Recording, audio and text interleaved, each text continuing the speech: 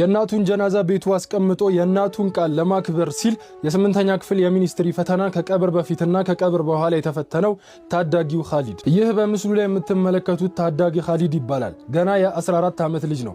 ከሁለት ታናናሽ ወንድሞች ጋር ሸገር ከተማ አስተዳደር ኤካ ጣፎ ክፍለ ከተማ ከእናቱ ጋር ይኖራል። ኻሊድ ከእናቱ ጋር ሲኖር ወላጅ አባቱ ከነሱ ርቆ ሌላ ትዳር መስርቶ ጅጅጋ ከተማ ይኖራል።